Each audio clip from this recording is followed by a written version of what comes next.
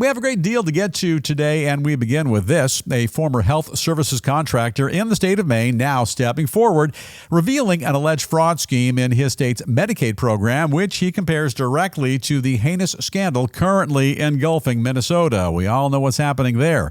The whistleblower says he knows all about the scam because he worked for nearly 7 years as the former billing guru for the firm that allegedly pulled it off, Gateway Community Services. That company's founder and CEO, a Somali-American businessman who just last year ran for the top post of his home state in Somalia.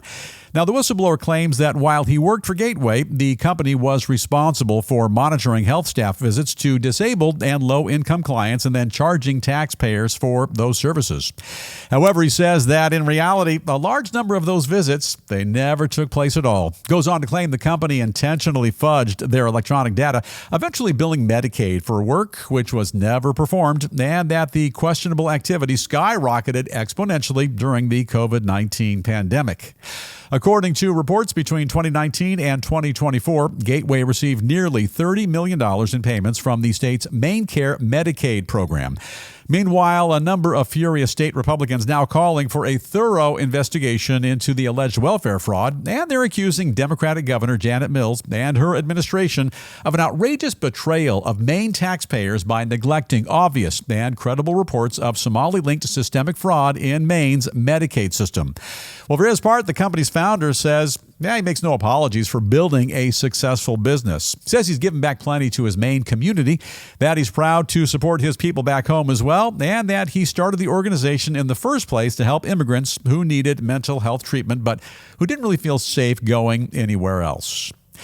Well, final thought, and this is the News Roundup Lowdown. The past several days, people have been terribly outraged by all the fraud we've been reporting on down Minnesota way, but fraud knows no zip codes. And I got to say thanks a million to my buddy Mark. He kind of tipped us off to what's reportedly happening right now in the state of Maine. Now, with a caper like this, you got to stop and wonder, where's the system of checks and balances? Whatever happened to government oversight? And if these allegations are in fact legitimate, how is something so egregious actually allowed to happen?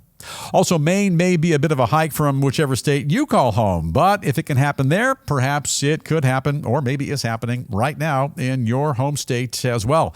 Bottom line is, look, we're all taxpayers, and if companies, for example, Gateway, are billing the government for services which they're not providing, it's folks like you and I who are footing the bill, and all while a highly vulnerable portion of Maine's residents, they're not getting what they're entitled to.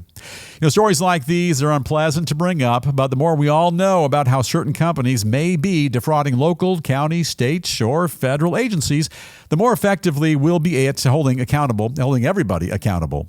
And producer Dave, I got to ask you for these deals here. Is this merely allegations, or do you think there's something more credible to this? No formal charges have yet been filed, but in my estimation, this one does not pass the smell test. Where are you at?